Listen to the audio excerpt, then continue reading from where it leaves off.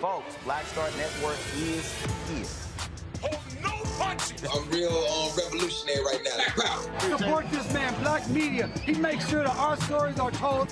Thank you for being the voice of Black America, Roland. Stay black. I love y'all. All momentum we have now, we have to keep this going. The video looks phenomenal. See, this difference between Black Star Network and Black-owned media and something like CNN. You can't be Black-owned media and be scared. It's time to be smart. Bring your eyeballs home.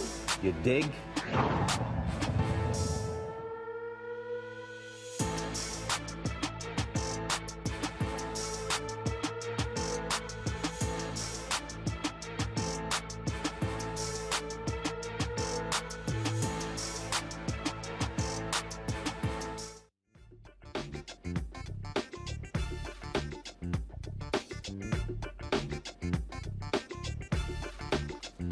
Hey folks, today is Thursday, October 12th, 2022. Coming up on Roland Martin Unfiltered, streaming live on the Black Star Network, a case out of Virginia Beach, Virginia, where Donovon Lynch shot and killed by a cop in 2021. Now, his family has filed a federal lawsuit against the city. We'll talk with their attorney, former Lieutenant Governor Justin Fairfax of Virginia, as well as Donovan's father, about this case. Also today, January 6th committee gave their final public hearing. Folks showed damning evidence that Donald Trump absolutely was involved and engaged in starting this riot, this white domestic terrorist on January 6, 2021. They also showed riveting video of members of Congress, Republicans and Democrats, sitting here calling for help, and how he sat in his dining room and just watched it unfold and didn't do a damn thing. They also have issued a subpoena for him to testify before the committee. Also, on today's show, we'll talk about the election, folks. A lot of new ads coming out. 27 days until the election. Democrats are increasingly concerned about Mandela Barnes in Wisconsin. Also, Dr. Oz is closing fast on John Fetterman in Pennsylvania. Democrats are also shifting money to Sherry Beasley in North Carolina. Tim Ryan, he destroyed J.D. Vance in their last debate. He is in the lead there, but again, it is tight across the board in all these Senate races and also in the House as well. So we'll break down what is going on in the campaign, as well as the Election Defenders Coalition, what is happening to protect rights to voters. Folks, Democratic nominee for governor in Maryland, Wes Moore, will join us to talk about his campaign not getting lots of attention. He very well could become the third African-American governor elected since Reconstruction. Also, in today's marketplace, folks, we'll talk to Body by Chris. She says she has products that can actually get you to slim down and make your butt larger, and without BBL, without Brazilian butt lift. Really? Yeah, we'll talk about her products as well. Folks, it is time to bring the funk on Roland Martin Unfiltered on the Black Star Network. Let's go. He's got it. Whatever the miss, he's on it. Whatever it is, he's got the scoop, the fact, the find. And when it breaks, he's right on time and it's rolling. Best believe he's knowing. Putting it down from sports to news to politics. With entertainment just for kicks, he's rolling. It's on go, roll, y'all. It's Roland Martin, yeah. Rolling with Roland now. He's funk, he's fresh, he's real, the best, you know he's Roland Martin now.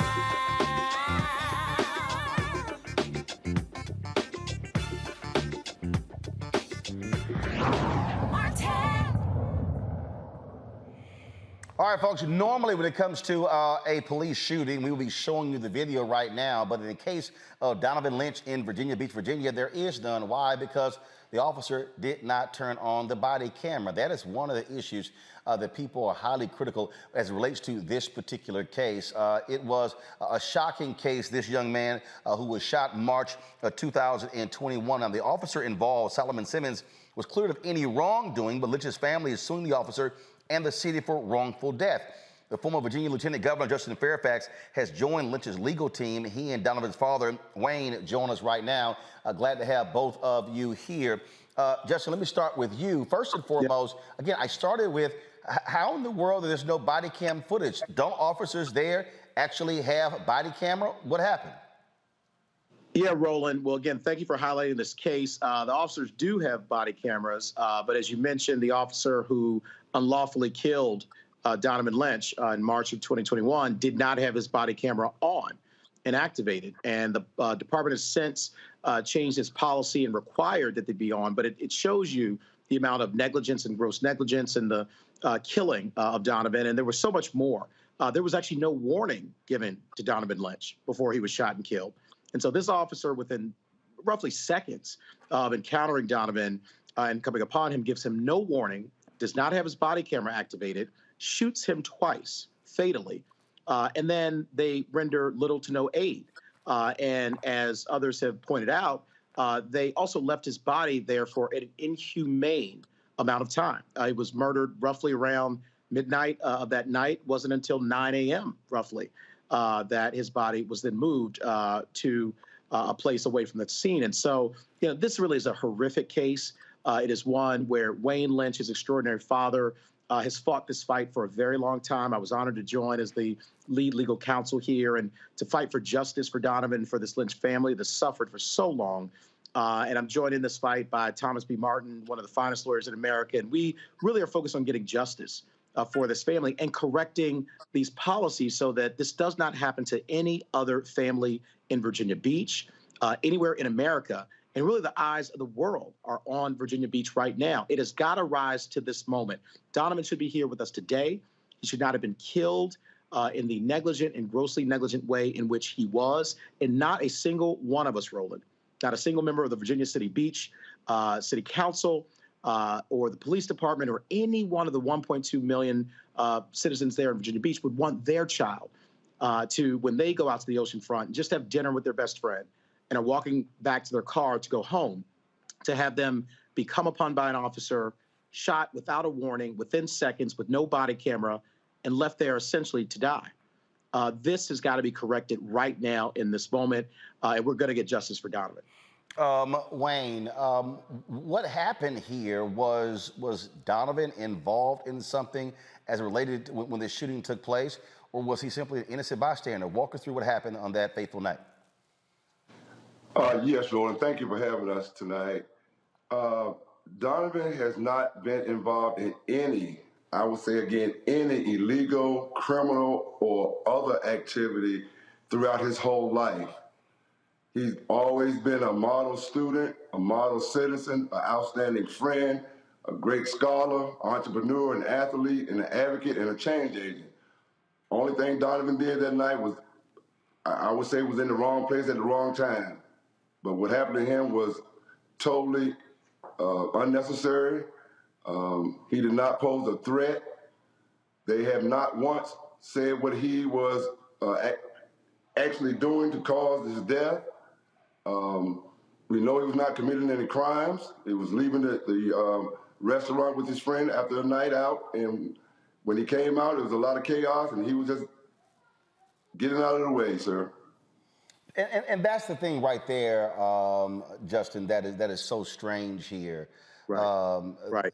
That, in this chaotic scene, and officer says nothing, and now we have to now rely on witnesses and what they have to say, as opposed to having that body cam footage. And the reason police departments went to body cam footage is to be able to show in real time what actually happened, as opposed to relying on a police officer's account where we know for a fact they oftentimes lie. Well, Roland, you're exactly right when you say that this is the whole point of body cameras. The entire point was for us to be able to see exactly what happened so that judgments could be made about whether what the officer did was warranted or justified. And in this case, we know from reasons outside of the body camera that actions were not justified, that, as Wayne said, Donovon should be alive. He was engaged in no illegal activity. He was simply an innocent person, a law-abiding citizen, walking back to his car. who got caught up in the middle of some other activity that others were engaged in. But this also, I think, is critical as well. The officer who shot and killed Donovan, Solomon Simmons, actually knew him. They had gone to school together a long time ago for 1 year in the 9th grade. And Donovan was a very recognizable person. Everybody loved him. He was 6'4", 305 pounds, not to be mistaken for anyone else. And to add to the negligence of the situation, you have an officer who actually had prior contact with Donovan, actually gone to school with him, and yet even with that knowledge of who he was, shot him within seconds. And again, this has got to be ground zero for police reform, and there have already been some reforms in the wake of Donovan's killing. And I think if we look at this, they now are mandating the body cameras be turned on. This was done very shortly after Donovan's shooting. And they made some other reforms with a civilian review board in Virginia Beach. And so that, to me, is really an acknowledgement that there were so many things wrong here. But we have got to fight for justice for Donovan, because it's really fighting for justice for all of us. I have, and my wife, a 12-year-old son and an 11-year-old daughter. And if they want to go out to the beach, they want to hang out with their friends and just come back to their car and ride with their friends and then come home, they should be able to do that and do that safely. They should come home to us. And every family, every mother, father, grandmother, aunt, uncle should expect the exact same thing. So what Virginia Beach is saying in this moment is that really nothing needs to be done with the Lynch family. We're done here. And, you know, we can litigate this if you'd like, but I think we've established that we're going to do nothing else. And I think that's wrong. And I think we now have a chance right now to make a statement. And as you know, Roland, I'm a former federal prosecutor. I've litigated in the Eastern District of Virginia, tried cases, and am ready to make sure we get justice however long it takes for Donovan and for his family. But it's also a moment right now where the Virginia Beach City Council, its leadership can step up, can proactively step up and rise to this moment. We've seen this around the country. We saw it in Minneapolis when, of course, George Floyd was horrifically murdered. Unjustifiably. We saw it when another citizen in Minneapolis was murdered. In that case, it was a white female who was unlawfully murdered by the police, and their city council stepped up and got to a quick settlement, but also wanted to make sure that they were made whole and that they reformed their policies and that people were held accountable. There has been no accountability in this case whatsoever. Donovan has left us in the earthly sense for over a year and a half. And people, you know, are saying, well, what's to be done, and throwing their hands up. Well, there's a lot to be done. And it starts with not only the reforms that need to be made to make sure this never happens again, but with making this family whole, not sitting back idly by and silent, but standing up in this moment and rising to the better angels of our nature. We have got to make the Lynch family whole. We have got to reform these policies, and this should never, ever happen again in Virginia Beach, anywhere in Virginia, or anywhere in the United States of America. And that's the thing right there, Wayne, that just drives me crazy. In that, and I keep trying to explain to people when these things happen, you can't come back from death. This isn't somebody who's been shot. This is not the case in Texas where the kid is in the car eating a hamburger and the officer fires shots. He does get injured, but he gets hospitalized. Death is death, and there's too callous of an attitude. And frankly, when these DAs just go, oh, no wrongdoing. I don't understand how in the hell somebody can be accidentally shot, wrongfully shot, and then nothing happens to the cop as if, oh, sorry, they're dead, my bad. Right. That's right, Roland. It's outrageous, and it's got to stop, because here's the problem, Roland. If we do not take substantial action here, and if the city council does not step up, again, proactively, not sit on their hands, not wait and see the tides and the winds, and we know that the more the media has looked into this, the more the eyes of the world have been on Virginia Beach. We know that that's made some folks very uncomfortable, but they can't sit in silence. I'd love for them to come out proactively and say, you know what, this was wrong. We're not going to simply hide behind a litigation process. And again, we are fully prepared and ready to go to do that. But it's been a year and a half. How much more does this family have to suffer? How many more seconds, hours, days, weeks, and months does the Lynch family have to live with this pain and with the reality that a lot of folks are simply standing by and saying there's nothing to be done? it's outrageous. And that's why really I was honored to become the lead counsel here in this case, again, joined by Thomas B. Martin, just a great lawyer. And the reason that we are fighting so hard, you heard it in the voice of Wayne Lynch, who is, again, an extraordinary man. He raised Donovan for 25 years, every second poured his heart and soul into this incredible young man, college-educated entrepreneur, gave so much to his community and said that he was going to change the world. Well, he is changing the world, but we need everyone to step up right now in this moment. We can't simply replay the exact same thing over and over and over again, because guess what? On March 26, 2021, it was Donovan Lynch. The next day, it was someone else. The next day, it's someone else. Tomorrow will be somebody else. It's got to stop. Wayne, final comment. Yes, I really do agree with Justin is saying. We have got to get control of what's happening in our communities as far as the gun violence and also police brutality. Like I said earlier, my son had nothing to do with anything that occurred down there. He was just out with his friend for a night out after a long pandemic season, and he was one of a kind, Roland. He was a father's dream. And I just want everyone to know that Donovan was the kind of person Donovan was, not how they portray him.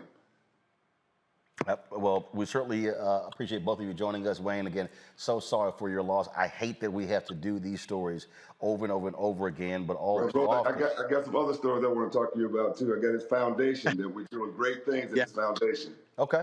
All right. Well, be sure to send us that information, and we certainly appreciate it. Thanks a lot. Thank you, Roland. God bless. Appreciate you, brother. Thanks for being such a leader, Roland. Thank you. I appreciate it. Thanks a lot. We're bringing in my pal, Dr. Greg Carr, Department of Afro-American Studies at Howard University, Torun Walker, founder of Context Media, Dr. Niambe Carter, Associate Professor, University of Maryland School of Public Policy.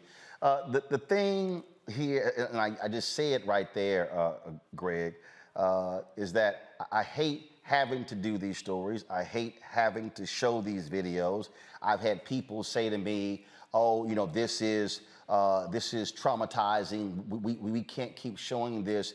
But I absolutely believe we make a mistake now if we don't do that. Now, I believe when mainstream media does it and does not provide the level of context and gives the level of depth to the stories, then they're playing off of that.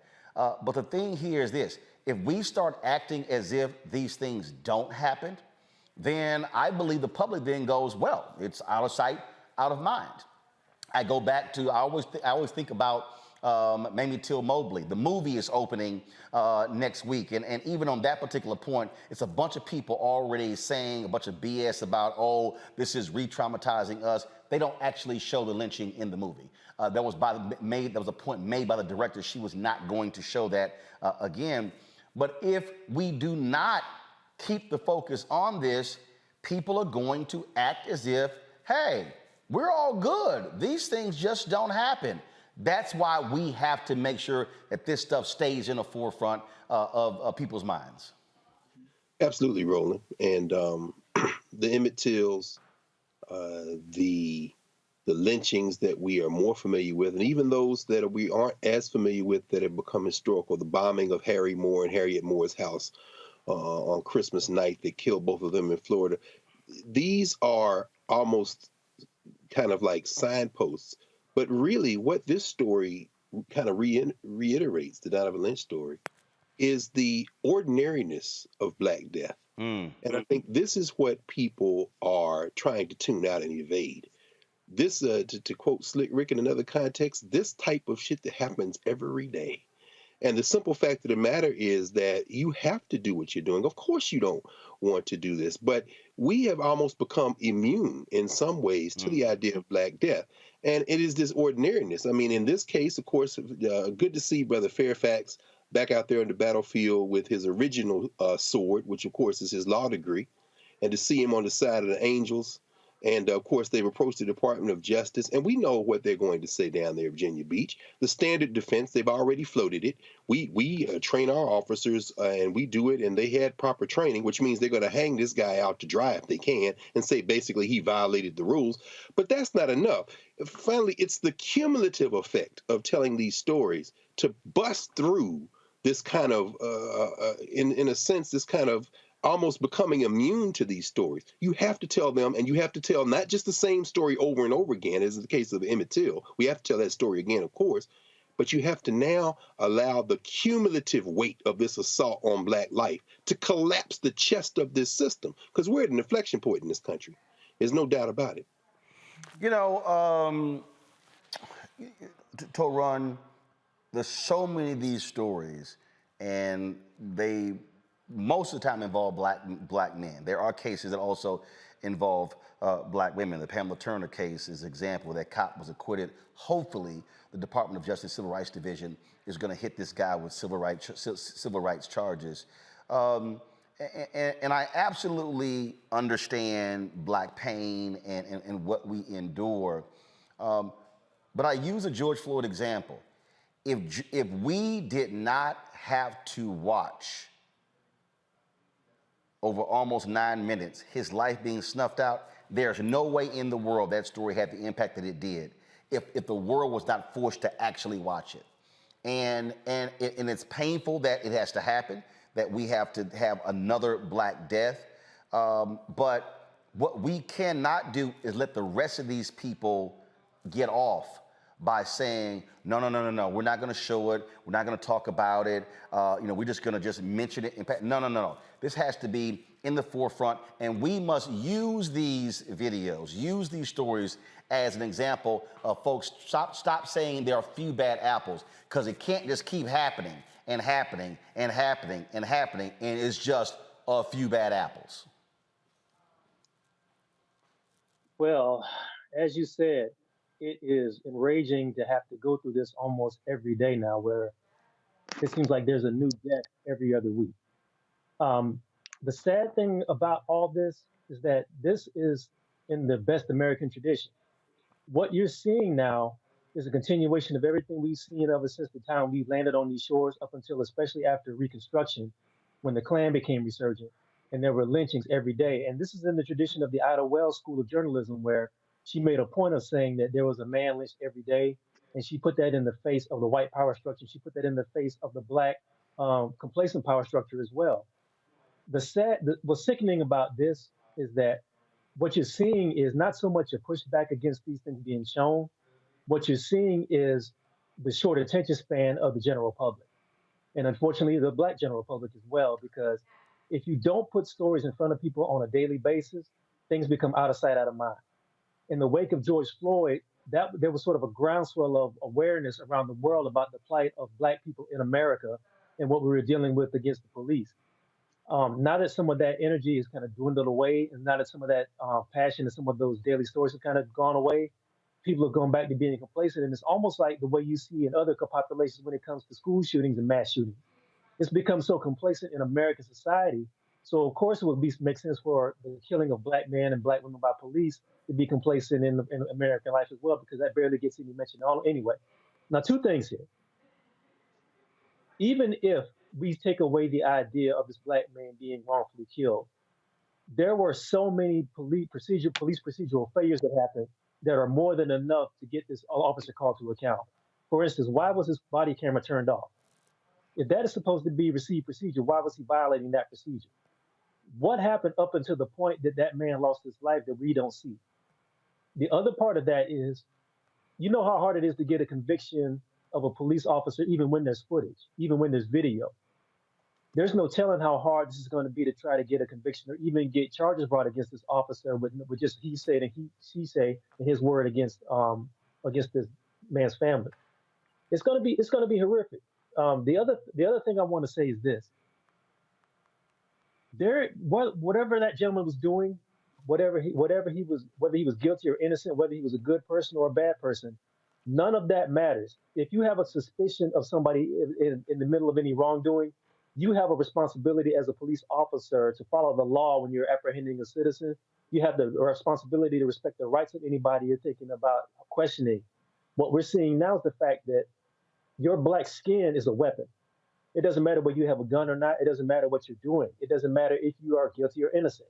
In this country, your black skin is a weapon. If you're a black male, your skin is doubly a weapon, and we have to be aware of that. So talking about that and making the general public aware of that is what we have to keep doing. Niambe, as we sit here and look at these efforts to drive more funding, right now, Republicans are beating Democrats over the head on the issue of crime. One of the reasons the races in North Carolina, in Pennsylvania, in Ohio, in Wisconsin, in Florida have gotten even closer is because of the blitz of ads by Republicans about crime, crime, crime.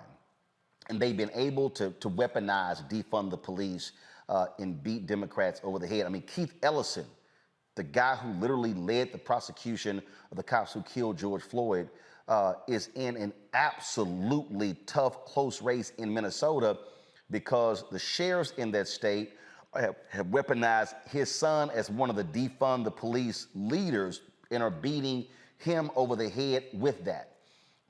But what I keep saying is, but they say nothing about cases like this. Mm-hmm. They say nothing about those families who don't have a loved one sitting across from them at the dinner table.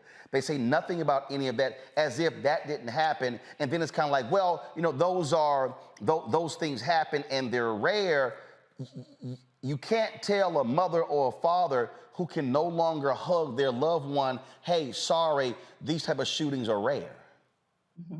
Well, they're not rare. That's the thing, Roland, because we only talk about the murders. We don't talk about the number of people who've been harmed and maimed by police gunfire. So that's part of it. But I think the fact that we even have to sit here and talk about what a good young man Donovon Lynch was, or what a nice boy Daunte Wright was, or what a good woman Sandra Bland was, tells us something about the dehumanization that we experience in this country. The police are just a manifestation of the way we talk and treat Black people in this country. And when we do, the few bad apples thing, and we can feel proud about ourselves for trotting out the Derek Chauvins of the world and, this officer here in Virginia Beach, all we're doing is leave the foundation of white supremacy untouched, which is why after reform, after saying we need to do policing from a human rights perspective and ensure the dignity of all people and all of this stuff, we can still see the murders of our loved ones, of our children, of our community members happening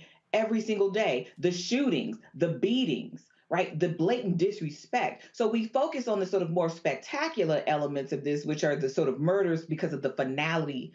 And I'm like everybody else. I mean, there are some that just catch you off guard and you can never shake it. But what about the number of people who are beaten in our communities, who are fearful? Because we know there are officers right now in D.C., for example, who've been reinstated to the police force, currently getting a check, who've been labeled a threat to the community. So this is not something that we can just say, oh, there are a few bad apples. This is a practice and a pattern, right, in our country when we talk about law enforcement and when we talk about our communities. For example, we can use it politically. I mean, police officers are one of the few agencies that can get all the funding in the world with no proof that anything that they're doing is actually helping. Right? Like all we have to do is say there's more crime, we need more money. And somehow there always seems to be more money for police, less money for social programs, less money for poverty reduction, less money for affordable housing, all the things that we know make for safer, healthier communities all the way around, not just where crime is concerned. And we know when people say crime in races, whether it be Maryland or Pennsylvania or anywhere else, who they're talking about. Right? Crime is just a dog whistle because that's one way to get people riled up to think about Black folks. And then, ta-da. But here's the deal. We're going to talk about it later, but the reality is that has always been very effective with white voters in this country. Oh, absolutely. For sure. That's what I mean. Yeah. Hold tight 1 second, folks. We're going to talk about crime next, and that is those white domestic terrorists who committed massive amounts of crime on January 6th. Damning video released today by the January 6th committee. We're going to talk about that also. Again, we'll break down what is happening politically. We are 27 days away from the midterm elections, and the races are getting closer. It's tighter. There's so much that is at stake. Republicans desperately want to take over the House as well as the United States Senate. Democrats are trying to hold on to at least one of those chambers. It's 50-50 in the Senate. And again, the odds of them holding onto the House are slim as well. And so we'll talk talk about that, the impact of really what's happening in the election. And so a lot more to cover right here on Roland Martin Unfiltered on the Black Star Network. First of all, if y'all watching on YouTube right now, almost 2,000 folks. Why we don't have 2,000 likes? Y'all, this is real simple. If you pop on and watch, click the like button. It ain't that hard. And so just click the doggone like button. When I come back from this break, I should see 2,000 likes, okay? And understand, when you click that like, it has an impact on the video being recommended in the YouTube algorithm, which also drives the revenue for the show. And so I'm not just asking you for it because I want to see some likes. That also helps us economically when it comes to this show. Now, if you want to download the Black Star Network app, there's no reason we shouldn't be at 50,000 downloads right now. Keenan, send me a text, let me know where we're at right now with our downloads. Keenan's my digital guy. But you should download the app, folks. And where all of our shows, all of our content, not just my show, Project Muhammad show, shows from Deborah Owens, Jackie Hood Martin, from Stephanie Humphrey, from Greg Carr, and Rolling with Roland are all on the platform, plus all of our specials, all of the other things that we cover. And so everything that we do is right there on the app. Download it on Apple phone, Android phone, Apple TV, Android TV, Roku, Amazon Fire TV, Xbox One, Samsung Smart TV. Also, the dollars you give to support this show allows us to do what we do. So please support us financially. Send your checks and money orders to P.O. Box 57196, Washington, D.C. 20037-0196. Cash App is $RM Unfiltered. PayPal is R Martin Unfiltered. Venmo is RM Unfiltered. Zelle is Roland at RolandSMartin.com, Roland at RolandMartinUnfiltered.com. And folks, if you give during the show to Cash App, PayPal, Venmo, or Zelle, I'll shout you out during the show. Our goal is to get 2,000 people this month contributing at least $50 each to raise $100,000. Again, I told y'all last night, the monthly expenses to do what we do is $184,000. Okay, that's real. So when I hear people talking about what we need and we need our own black news and our own our coverage, y'all need to understand that stuff actually costs money. Staff costs money. The internet costs money. Everything costs money. I told you last night, our Comcast bill to do fiber, to be sure, because remember when we did the previous location, we got knocked off the air several times. Well, that alone is almost $3,000. To have the highest level of internet. This ain't your home Wi-Fi, y'all.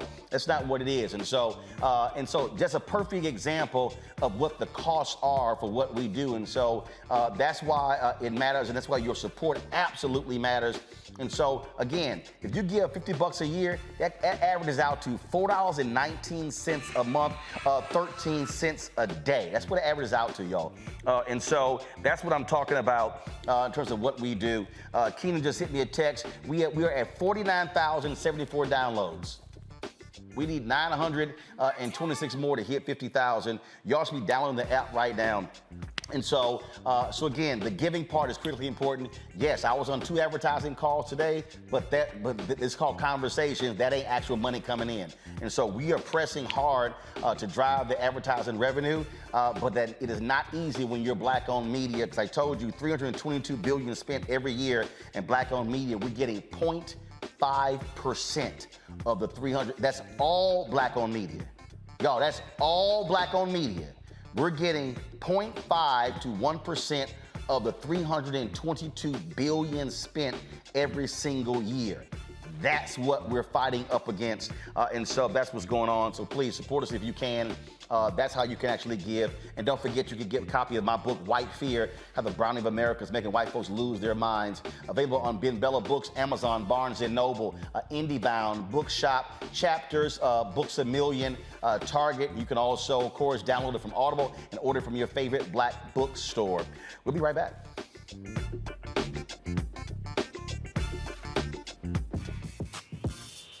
When we invest in ourselves, our glow, our vision, our vibe, we all shine. Together, we are black beyond measure. My libraries empower the community with education. Liberia Economic Development Initiative, LEDI, is hosting the International Life Changers Awards and Liberia's bicentennial to celebrate LEDI building the country's first modern public library and technology center. Join event host Roland Martin. Our honorees: Reverend Dr. Jamal Bryant, Zernona Clayton, Thomas Dorch Jr., Dana Lupton, Dr. Tammy Graysteele, on October 29th at the CNN Center, Atlanta. There are no public libraries in Liberia, but together we can change that. Get tickets at ledinow.org. When we invest in ourselves, we all shine. Together, we are Black beyond measure. You know what's on the ballot.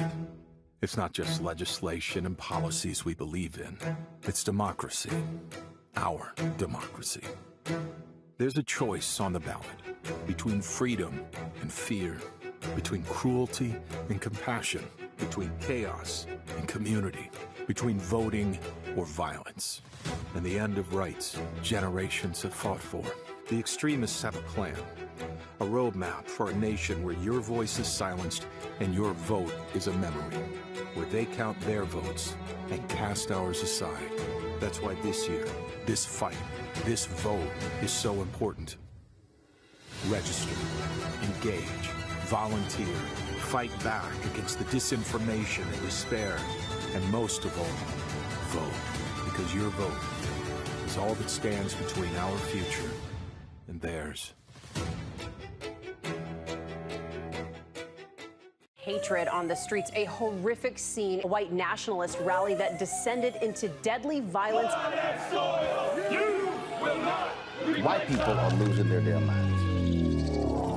As an angry pro-Trump mob storms the U.S. Capitol, we've seen shooting. We're about to see the rise of what I call white minority resistance. We have seen white folks in this country who simply cannot tolerate black folks voting. I think what we're seeing is the inevitable result of violent denial. This is part of American history. Every time that people of color have made progress, whether real or symbolic, there has been what Carol Anderson at Emory University calls white rage as a backlash. This is the rise of the Proud Boys and the Boogaloo Boys. America, there's going to be more of this. Here's all the Proud Boys, guys. This country is getting increasingly racist in its behaviors and its attitudes because of the fear of white people. The fear that they're taking our jobs, they're taking our resources, they're taking our women. This is white fear.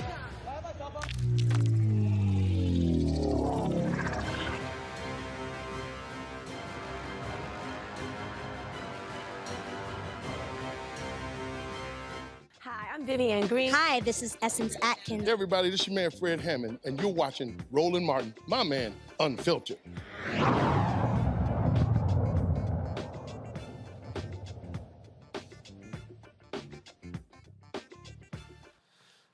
All right, folks, so the January 6th committee that's investigating the white domestic terrorist attack on the U.S. Capitol on January 6, 2021, held their final hearing today. They showed even more damning evidence of how complicit Donald Trump was in that particular day, to the point that the committee actually issued a subpoena to the Orange One. Other witnesses have also gone to enormous lengths to avoid testifying about their dealings with Donald Trump. Steve Bannon has been tried and convicted by a jury of his peers for contempt of Congress. He is scheduled to be sentenced for this crime later this month. Criminal proceedings regarding Peter Navarro continue. And Mark Meadows, Donald Trump's former chief of staff, has refused to testify based upon executive privilege. The committee's litigation with him continues.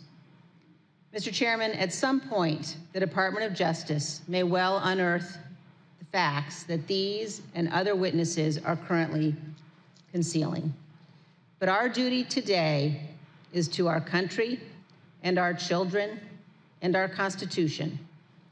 We are obligated to seek answers directly from the man who set this all in motion. And every American is entitled to those answers, so we can act now to protect our republic. So this afternoon, I am offering this resolution that the committee direct the chairman to issue a subpoena for relevant documents and testimony under oath from Donald John Trump in connection with the January 6th attack on the United States Capitol. Thank you, Mr. Chairman. I yield back. Gentlelady yields back. If there's no further debate, the question is on agreeing to the resolution. Those in favor will say aye. Aye. Aye. Those opposed is no. In the opinion of the chair, the ayes have it. Mr. Chairman, I request a recorded vote. A recorded vote is requested. The clerk will call the roll. Ms. Cheney. Aye. Ms. Cheney, aye. Ms. Lofgren. Aye. Ms. Lofgren, aye. Also during the hearing, the committee showed never before seen the footage of what Democratic and Republican leaders were doing, how they were scurrying, trying to get some help. Donald Trump lied by saying Nancy Pelosi and others did nothing, called no one. Folks, this video, now we all know he a damn lie. We know he's a liar. He lies about lies. But this video shows you how scared they were, and it shows you how inept these people were, how ridiculous they were, and frankly, how shameful they were. Watch this. We're starting to get surrounded. They're taking the north front scaffolding. Unless we get more munitions, we're not going to be able to hold. The door has been breached, and people are gaining access into the Capitol.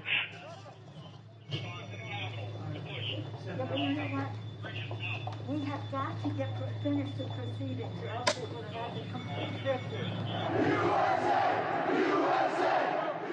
Senator Schumer is at a secure location, and they're locked down in the Senate. There has to be some way we can maintain the sense that people have that there's some security or some confidence that government can function and that we can elect the President of the United States. Did we go back into session? We did go back into session, but now apparently everybody on the floor is putting on tear gas masks to prepare for a breach. Well, I'm trying to get more information. They're putting on their tear gas masks.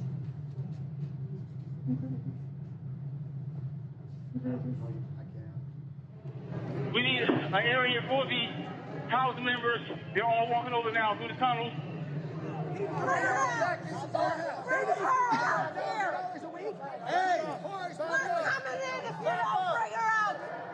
I'm going to call up the effing Secretary of DOD.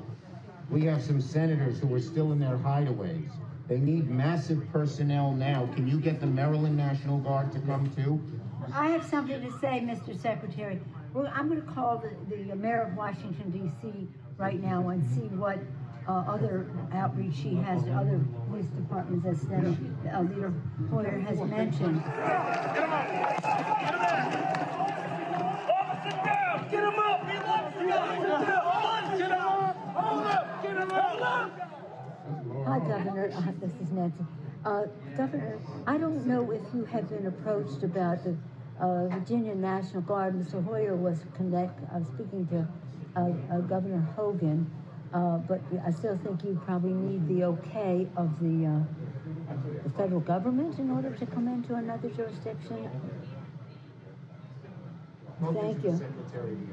Oh my gosh. They're just breaking windows. They're doing all kinds of, it's really that they said somebody was shot. It's just horrendous, and all at the instigation of the President of the United States. Okay, thank you, Governor. I appreciate what you're doing, and if you don't mind, I'd like to stay in touch. Thank you. Okay. Thank you. Virginia Guard has been called in. You know, I'm just talking to Governor Northam, and what he said is they sent 200 of state police and a unit of the National Guard. They're breaking windows and going in, obviously ransacking our offices and all the rest of that. That's nothing.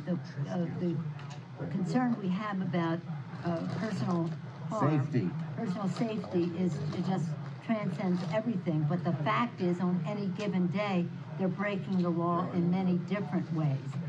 And quite frankly, much of it at the instigation of the President of the United States. And now, if he could at least somebody. Yeah, why don't you get the President to tell them to leave the Capitol, Mr. Attorney General, in your law enforcement responsibility. A public statement, they should all leave. USA! USA! USA! USA! USA! This cannot be just we're waiting for so-and-so. We need them there now, whoever you got. You also have troops. This is Steny Hoyer. Troops. Okay, so we have a Fort little bit of time McNair, to make that decision. Andrews Air Force Base. All right. Other military bases. Thank you. We Thanks, need Paul. Bye. active duty National Guard. How soon in the future can you have the place evacuated and pulled, cleaned out? I don't want to speak for the leadership that's going to be responsible for executing the operation, so I'm not going to say that because they're on the ground and they're the Well, just pretend for a moment it was the Pentagon or the White House or some other entity that was under siege. And let me say, you can logistically get people there as you make the plan.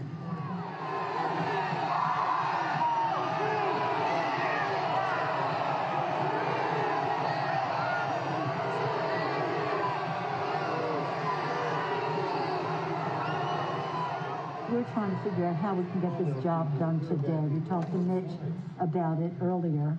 He's not in the room right now, but he was with us earlier and said, we want to expedite this, and hopefully they could confine it to just one complaint, Arizona, and then we could vote, and that would be, then just move forward with the rest of the state. The overriding wish is to do it at the Capitol. What we are being told very directly is it's going to take days for the Capitol to be okay again. We've gotten a very bad report about the condition of the House floor with defecation and all that kind of thing as well. I don't think that that's hard to clean up, but I do think it is more from a security standpoint of making sure that everybody is out of the building, and how long will that take? I just got off with the Vice President. And I got off with the Vice President-elect. So I'll tell him. Okay. But what we left the conversation with, because he said he had the impression from Mitch that Mitch wants to get everybody back to do it there. Yes. I said, well, we're getting a counterpoint that is, it could take time to clean up the poo-poo that they're making all over them, literally and figuratively in the Capitol, and that it may take days to get back. And I'm at the Capitol building. I'm literally standing with the chief of police of the U.S. Capitol Police. He just informed me what you will hear through official channels. Paul Irving, your sergeant at arms, will inform you that their best information is that they believe that the House and the Senate will be able to reconvene in roughly an hour. Good news. Your sergeant at arms will be in touch about the process for getting members back into the building. Thank you very much, Mr. Vice President. Good news.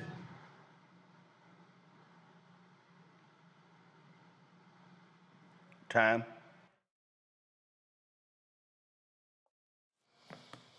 Now, folks, what is amazing about what happened today, not only when it came to that footage, they also detailed some of the communications they uncovered from the Secret Service. How this idiot, Donald Trump, literally was trying to walk to the U.S. Capitol. He wanted to march with him. The Secret Service was like, hell no.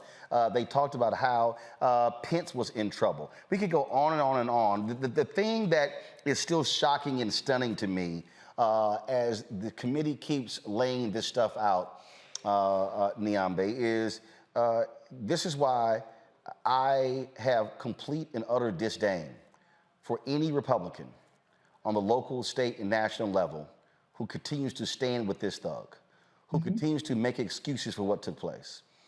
When you see this video, there is no way in hell, that was a group of black people. And that would have been the reaction.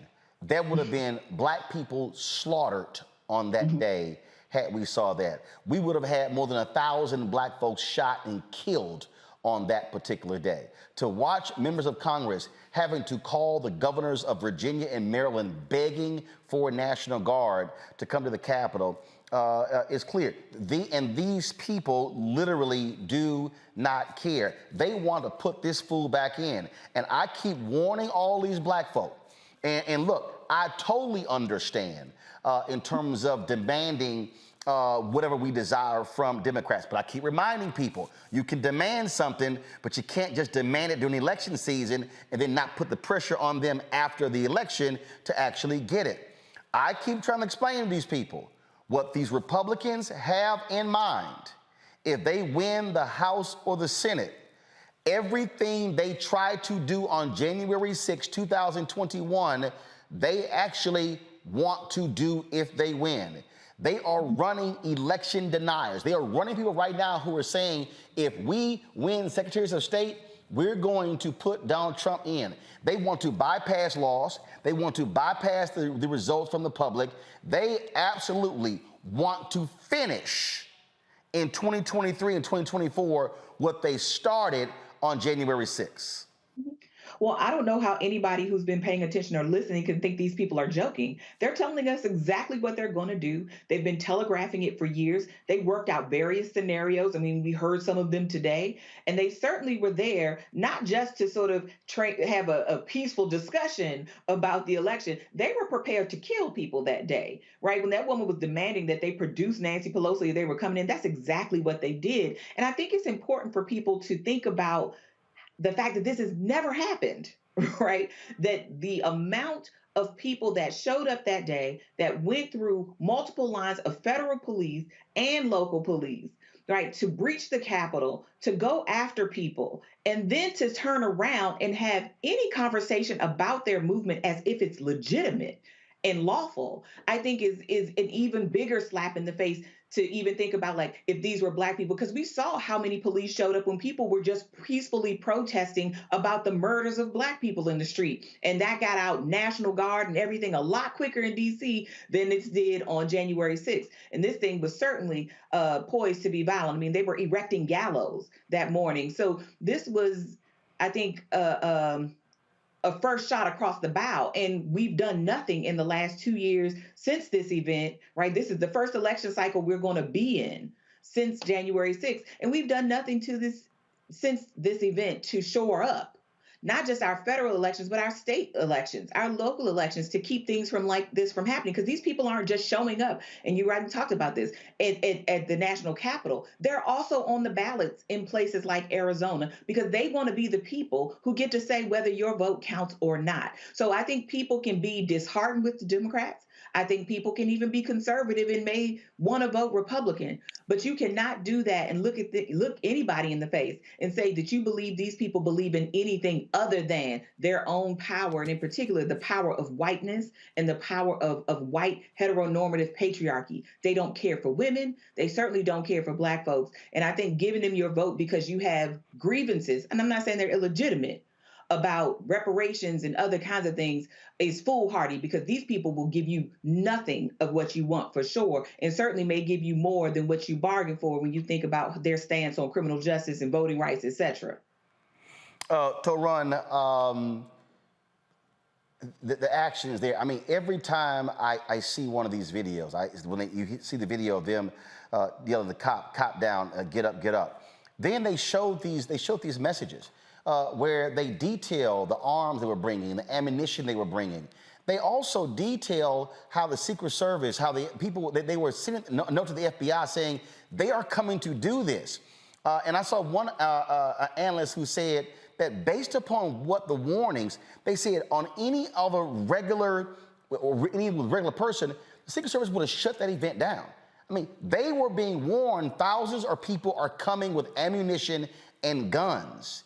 And the fact of the matter is, Donald Trump knew what was happening. His folks knew. They all knew. And they had a very clear plan on that particular day. And the fact of the matter is, we still don't have those Secret Service text messages. We don't know how many Secret Service agents actually were aligned with Donald Trump and in support of that as well. And so when you talk about the Secret Service and folks being close to him who wanted to see him still in power, that scares the hell out of you, especially when we still have not had an arrest of the person who left some pipe bombs outside of the DNC headquarters when Vice President-elect Kamala Harris was there visiting. That case still has not been closed.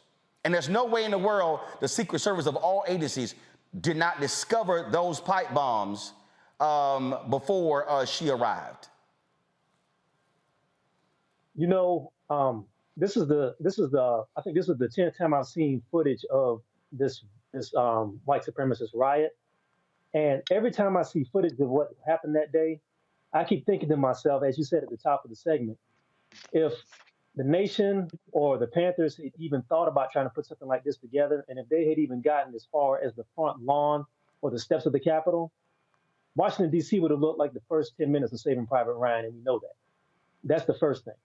The second thing is you can't really talk about these issues without talking about the fact that you don't have a movement of that many people with that much traffic on social media without somebody in law enforcement or in intelligence services not knowing about that. And as you said, it's really fascinating to me that nobody's really talking about that. You see one or two stories about that there were messages being passed back and forth between certain agents in the FBI and people in the Secret Service, but nobody's come forward to either say who this was or go into the details of just how extensive that support was.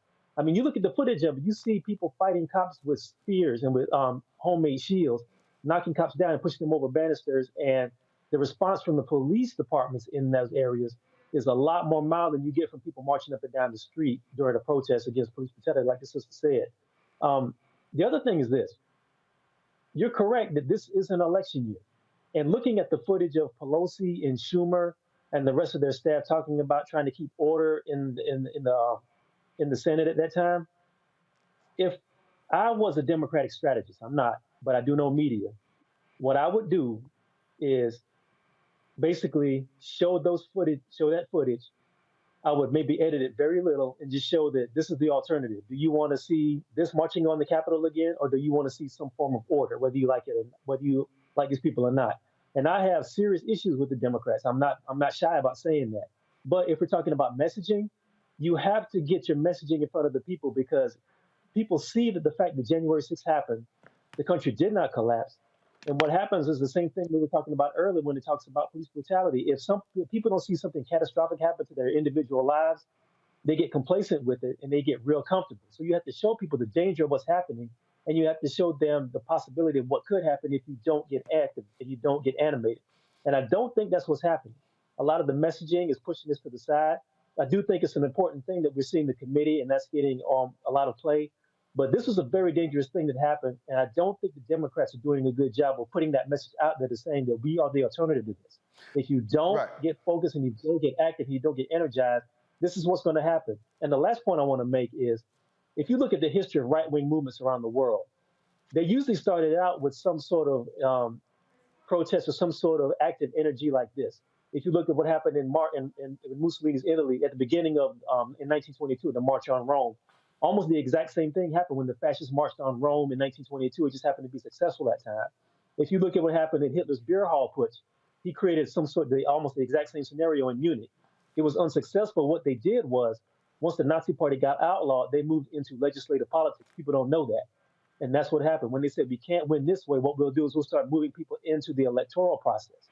And that has to be made known to people. If you don't win with physical force, you can come around and you can move into electoral politics. And that's what the right wing is doing, and they're doing it very well. The left and the Democrats have to get on top of that and start doing the exact same thing and making this message known. Well, Greg, here's the deal. If anybody is also paying any attention to world politics, what you're seeing, and again, there's a reason I wrote my book, White Fear.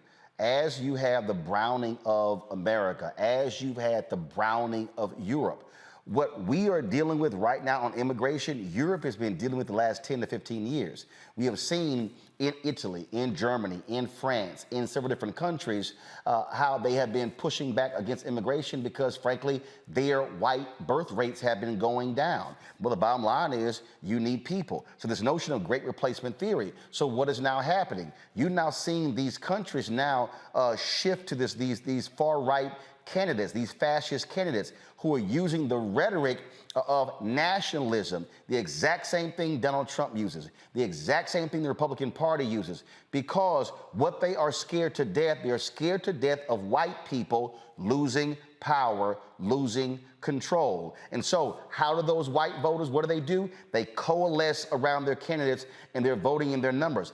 I keep telling black people, let me be real clear. These white folks are holding on to this thing as long as they can. You are seeing the enthusiasm on their side. And again, I get folks out there saying, well, we haven't gotten this and gotten that. Let me be real clear. That's not a damn thing that black people say they want. And Greg, I saw this thread you were on a little bit earlier and this fool was just talking. Let me be real clear, everybody watching. There's not a damn thing you want that the right is gonna give you. Not one of them. Not one of them. That's right. Not one. All y'all folk who reparations, there is not a single Republican who supports reparations. Not one. So I can guarantee you they're gonna make sure that never happens. Okay, let's just be real clear. You ain't even gonna get a study. You can forget HR 40. That ain't even go. Congresswoman Sheila Jackson Lee told me when I was in Texas, they have 217 co-sponsors for HR 40. Not one of them a Republican. Hello, they win the House, you can hang that up. And so we can go on and on and on. And so for the people sitting at home who are saying, yeah, man, I'm gonna sit this one out. Okay, but let me tell you right now, go ahead and write it down. Roland Martin said at 7-11 on October 13th, 2022, you ain't getting shit if the Republicans take control of the House and the Senate. Nothing. Greg, go ahead. I mean, what else is there to say? I mean, in order to get reparations, and we've got a board meeting coming up, the National Coalition of Blacks for Reparations in America. I'm on that board. In order to get reparations, you have to have a functioning government. You have to have a functioning government. These white boys getting ready to break this thing. I'm not saying in the long arc of world history that that's necessarily a bad thing, but I am saying that they're getting ready to break it. And this isn't about facts. This isn't about logic or arguments. W.E.B. Du Bois, who had done the Atlanta University studies for the better part of a decade in Atlanta, before in 1906, September 1906, they lynched a brother and put his knuckles on display in a butcher shop in downtown Atlanta before they came out to go over the hill and kill everybody on the Atlanta University Center Hill till black folks came with them guns and said, bring it, let's dance. Du Bois after that said, I thought the world was thinking wrong about race. But what he realized was you can't win arguments with people who are locked in ideology. So you just heard Dr. Carter lay it out and Brother Walker lay it out. When you start talking about ideological wars, we are in a knockdown, drag-out fight. And by a knockdown, drag-out fight, I'm saying that, you know, there have been some recent polls since this summer, since the January 6th commission has been meeting, that show that the voters who reply to the questions of how are you influenced by all this footage and all these hearings, they are relatively unswayed. This isn't about logic. Mandela Barnes should punch that ghoul Ron Johnson straight in the face when he starts talking about crime, since he voted against at least $50 billion in federal dollars, including millions that were coming to Milwaukee, including some money to hire about 60 more cops in Milwaukee. But the facts don't matter, because these people realize, as you say, Roland, and as you've written in White Fear, it's rule or ruin.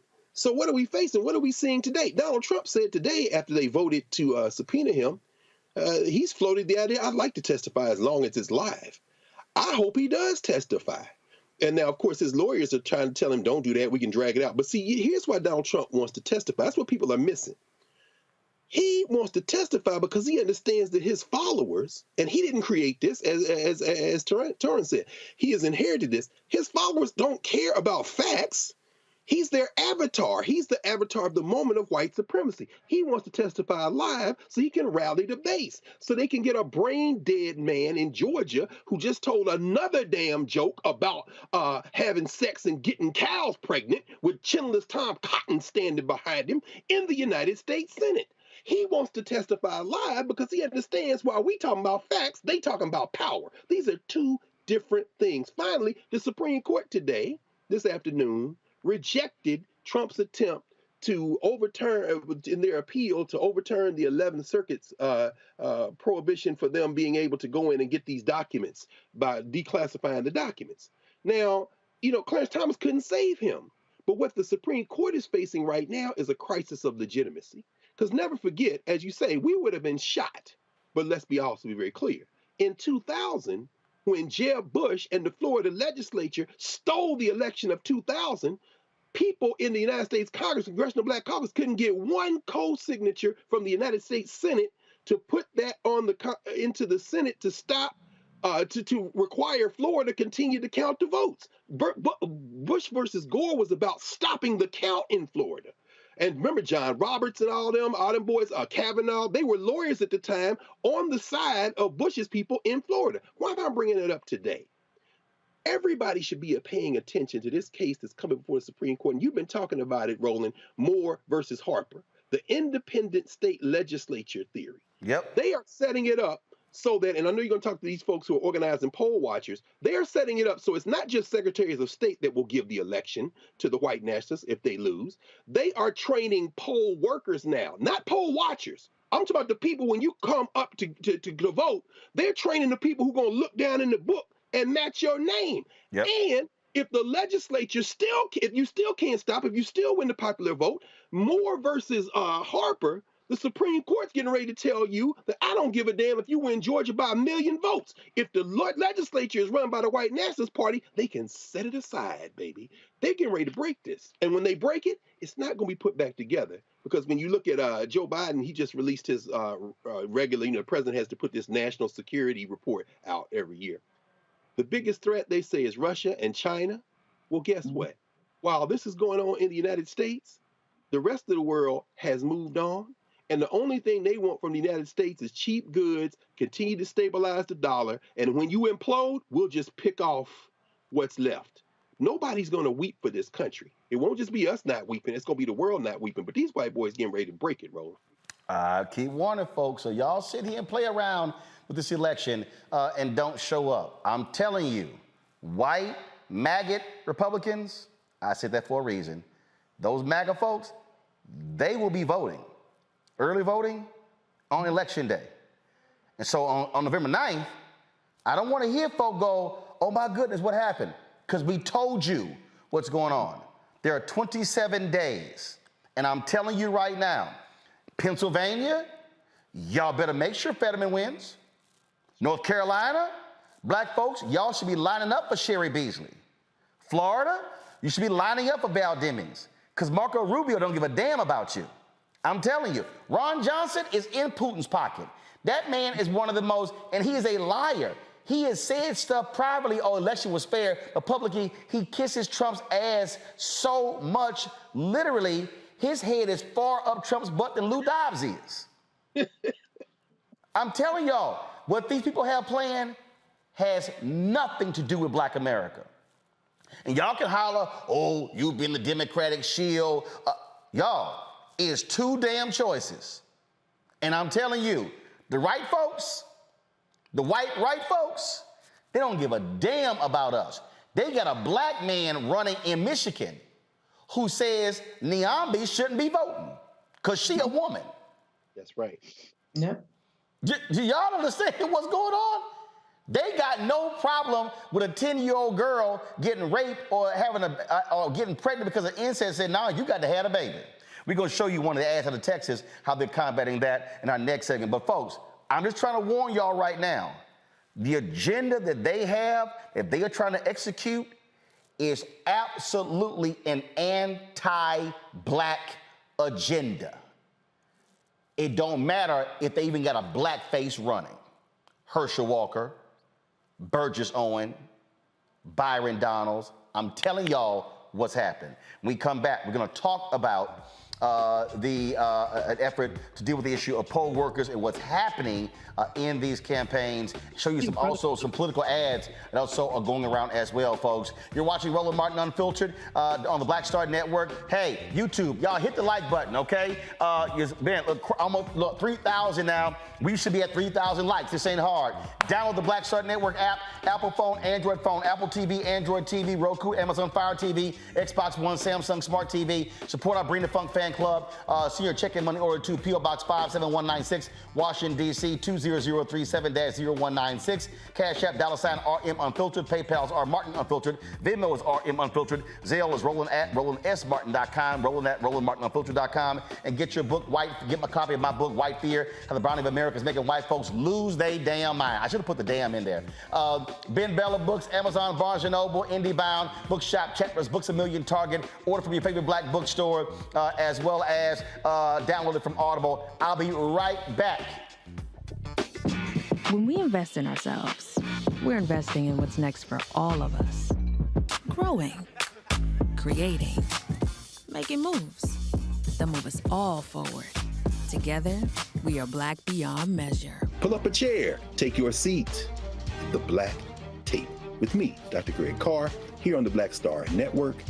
Every week, we'll take a deeper dive into the world we're living in. Join the conversation only on the Black Star Network. When we invest in ourselves, our glow, our vision, our vibe, we all shine. Together, we are Black beyond measure. It's about us. Everybody all together. We are in sunny South Dallas. The election is coming up. It's super important that folks know who they are voting for, but more importantly, what they are voting for. Y'all, we got the free shirts and free lunch right over here. Freedom is our birthright. No matter what we're up against, we're sending a message in Dallas and Texas and in this country. We won't back down. That's what this bus tour is all about. The housing cost is one of the most capitalized areas that we have found. People who are marginalized, that are brown and black, we are suffering the most, and I think that we have the biggest vote and the biggest impact in this election. I'm voting for affordable housing, for sure. We should not be paying the cost of a utility failure because our elected officials are too proud to say, we need help. I know that we can bring out our people to vote. It's a part of our birthright. Right. It's a part of our heritage. Assuredly, it's a part of our present and part of our future. That's right. That's what's up. And we won't black down. Forward that message to 5 friends, because in that message, it's got links to how to get registered, how to check your registration status. Like I said, 2:30 we'll start rendezvousing right here on this street. I am voting to let our voice be heard in the rural communities that, hey, we are people too. There are things that we need. Free shirts, free food, and lots of power. We are in Longview, Texas, where Black Voters Matter, 365. Whatever type of oppression a white supremacist throws our way, we will not black down. We are in relentless pursuit of liberation of our people. Freedom is liberation for black bodies and black communities to make economic change through political power. Freedom is choice. We won't black down. We won't black down. We won't black down. We won't black down. We won't black down. We won't black down.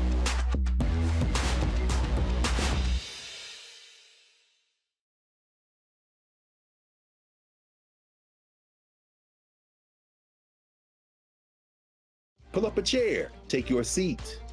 The Black Tape with me, Dr. Greg Carr, here on the Black Star Network.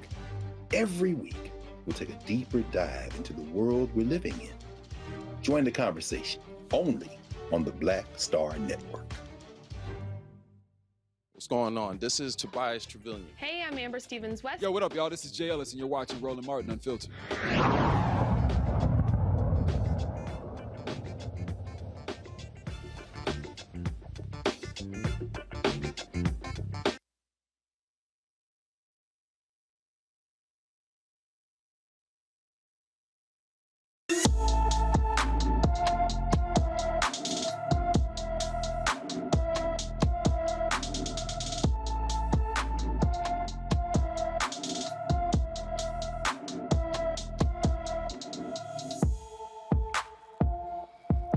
Maya Blomgren has not been seen since September 21st from her Rockford, Illinois home. The 15-year-old is 5 feet 5 inches tall, weighs 140 pounds, with black hair and brown eyes. Anyone with information about Maya Blomgren should call the Rockford, Illinois Police Department at 815-966-2900, 815-966-2900.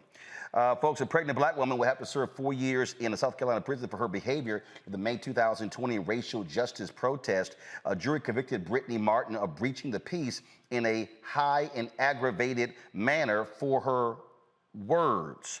Judge R. Kirk Griffin said Martin's prior criminal convictions contributed to her original sentence. Martin's attorneys pushed for the sentence reconsideration and expressed concern about her pregnancy as well as her health.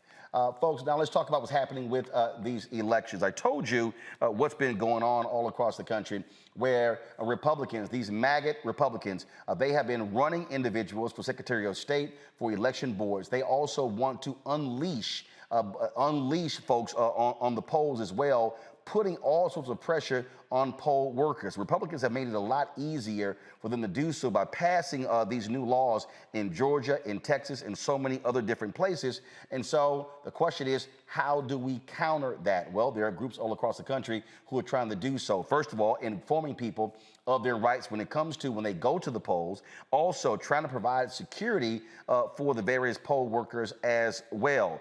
We've been running one of the ads. We've been running, of course, Congressman Eric Swalwell put an ad together talking about, again, the importance of this election.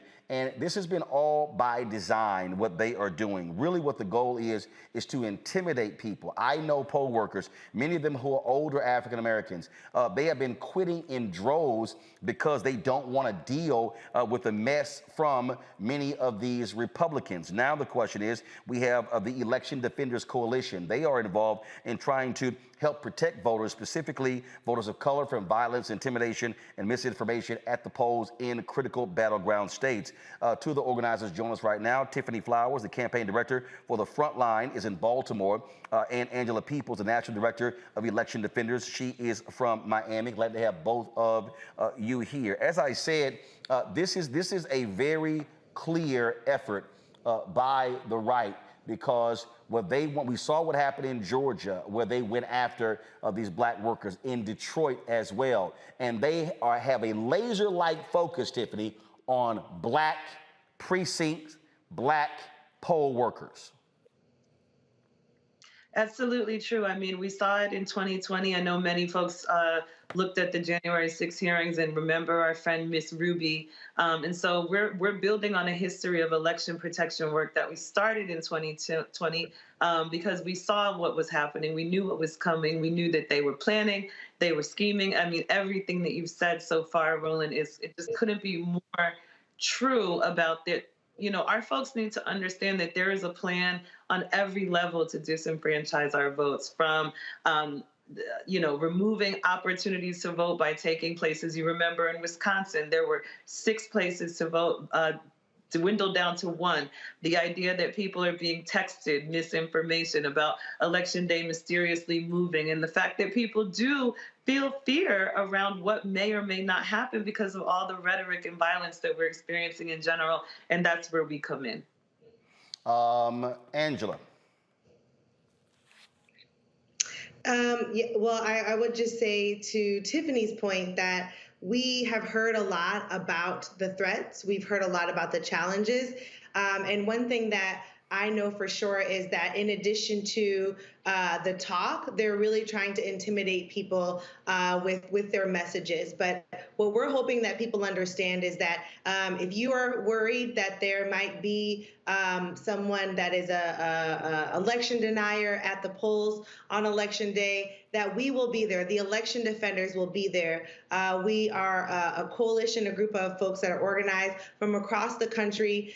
We are looking to make sure that people are not only recruited to be volunteers to show up on Election Day at key polling locations, but we also want to make sure that they're trained on to be prepared to respond to high risk, high pressure situations that we think may be possible on election day. But what's most important for us is that the people that we love, the communities that we care about, have an opportunity to vote with safety, dignity, and joy. And that's the focus of the Election Defenders Program. In terms, okay, fine. So defending, what are you doing? Do you have numbers set up, lawyers set up? I mean, what is going to be your apparatus? Because we got early voting, for instance, in Georgia, early voting begins on Monday, October 17th. Election day is November 8th. And so what's the apparatus that you have set up where people can call, people can reach out to if they encounter problems?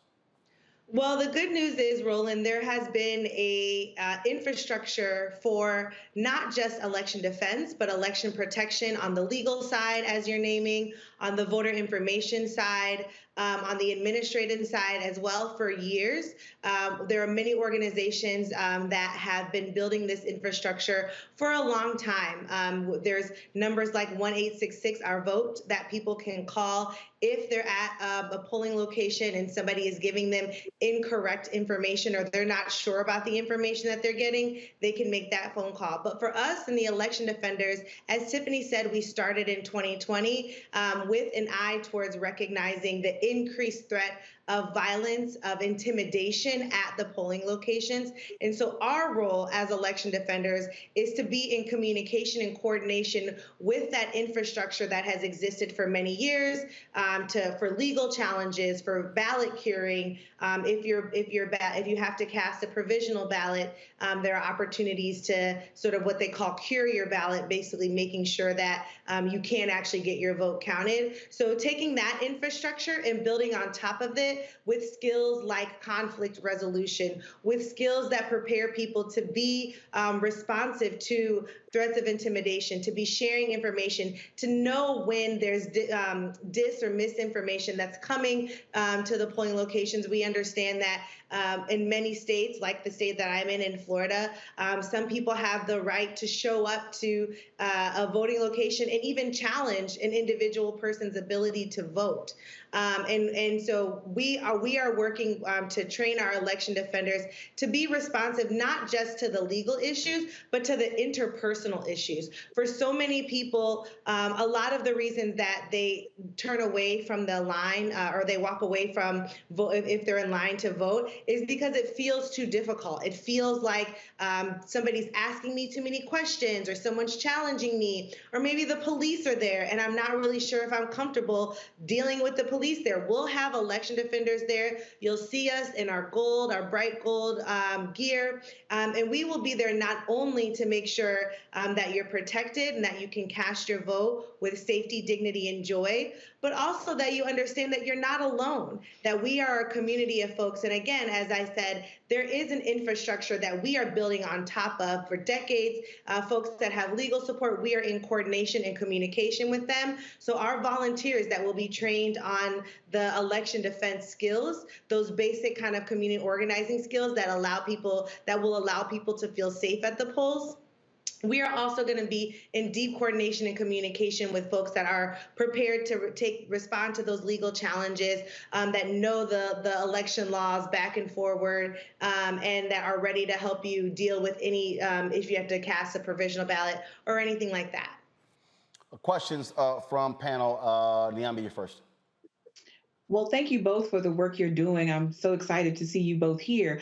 I was going to ask, what is your plan for combating these moments where we see in some cases, like in Wayne County in Michigan, where poll workers, in particular GOP affiliated poll workers, are being told to just break the law, unplug machines, or other kinds of things that are just illegal? How do you all have a plan to combat that kind of stuff? Because the denial of provisional ballots and other things are some of the things that we know happen. But this is a little bit more insidious than people just not knowing the rules. We're actually having people be coached on how to break the rules, essentially.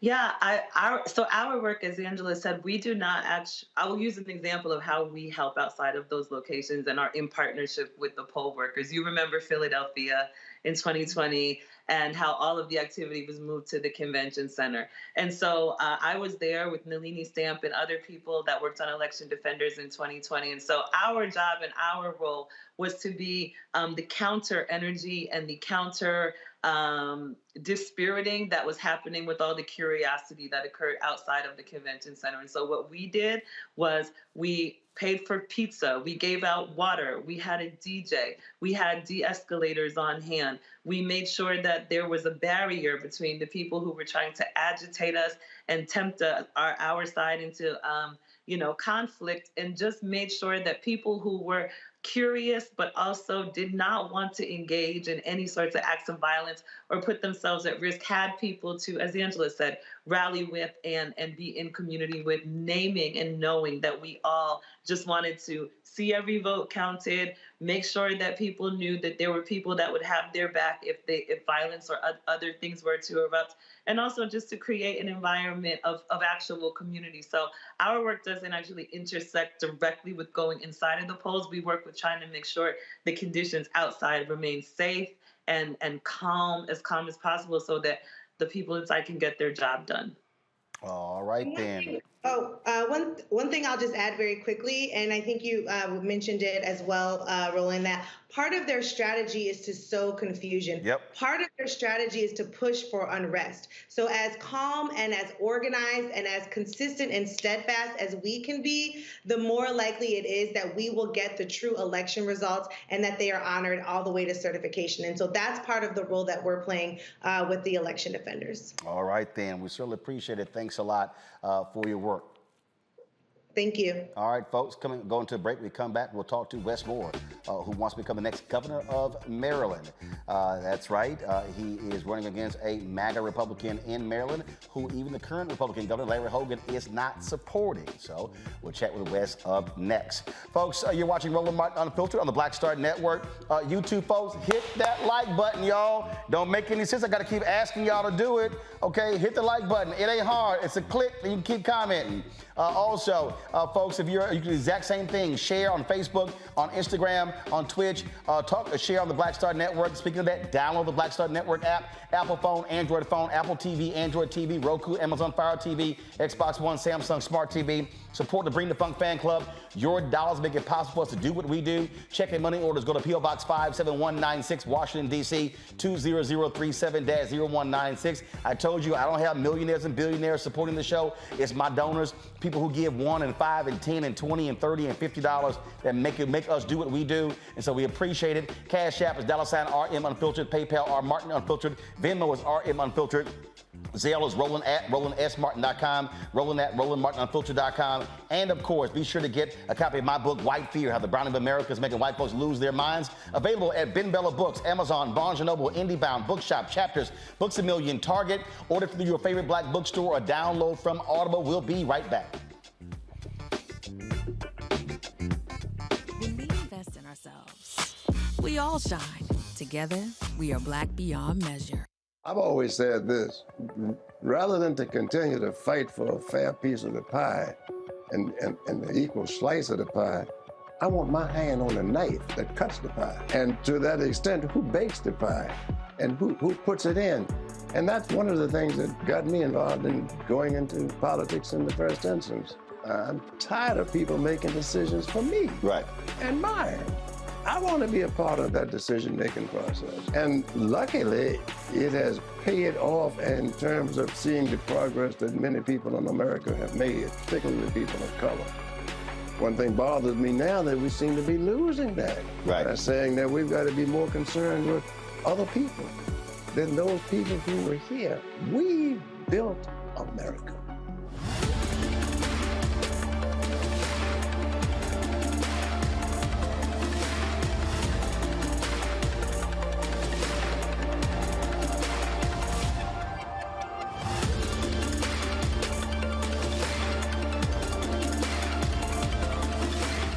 When we invest in ourselves, we're investing in what's next for all of us. Growing, creating, making moves that move us all forward. Together, we are black beyond measure. On the next Get Wealthy with me, Deborah Owens, America's Wealth Coach, it's one thing to have a seat at a table, and it's another to be an investor on the cap table of a unicorn. We're talking venture capital with Leisha Bell and how generational wealth is built through early stage investing. I know very few people who do what I do, and that's very unfortunate. And I think Silicon Valley has been unkind to Black people. That's right here on Get Wealthy, only on Black Star Network.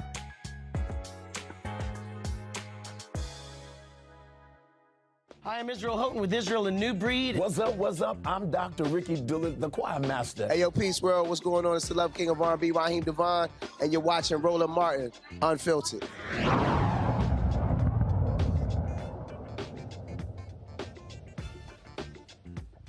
All right, folks, we've told you about all the critical races happening, not just what's happening at the national level, but also there are huge state races as well. For the last 2 terms, Republican Larry Hogan has been the governor of Maryland, but Democrats want that back. Maryland is a blue state. Democrats control the legislature. In Wes Moore, he is the Democratic nominee for governor. If elected, he would be the 3rd African-American since Reconstruction elected as governor. Douglas Wilder became the first in Virginia. Of course, you had my man Deval Patrick in Massachusetts, who became the 2nd, and Patrick would be number 3. He joins us right now on Roland Martin Unfiltered. Glad to have you on the show. Looks like I wore the appropriate colors today on Thursday. Greg Carr is an alpha, but so is Wes Moore. So I had to. So it was, that wasn't the plan, but it all worked out that way. You already know. You already know. It's good to see you, Pratt. Likewise. Glad to have you here. So let's talk about this here. You have a MAGA Republican who's running. You've got a sitting Republican who refuses to endorse or campaign for him. Other Republican sitting governors, they gave in and they fell for it. And what your opponent wants to do is, frankly, continue the Donald Trump January 6th agenda for the state of Maryland. That's exactly right. I mean, I'm running against someone who, even in the debate that we had last night, continues to show himself as a very clear and a very present danger to the basic fabric of democracy. Where when I define patriotism, I define patriotism when I left my family and I put on the uniform of this country and I serve with paratroopers overseas in Afghanistan, where his definition of patriotism was putting on a baseball cap and asking people to join him at the Capitol on January 6th. He is literally an election denier. And when I think about what it even means, where the schism in the Republican Party that they're seeing right now, where you're absolutely right. I mean, the current Republican governor has called him a QAnon whack job, has said that he is unfit to lead, and has said that not only will he not support him to be the next governor, that he wouldn't even give him a tour of the governor's office. Those weren't my words. Those are the words of the current Republican governor. And so we're seeing here on full display that the people of the state of Maryland have a very clear choice now about how they think about the future of the state and what direction that we are going to go in. One of the things that we saw take place, Maryland finally approved a settlement for HBCUs. Hogan initially vetoed that, and then he was forced to sign it after the legislature overrode his veto.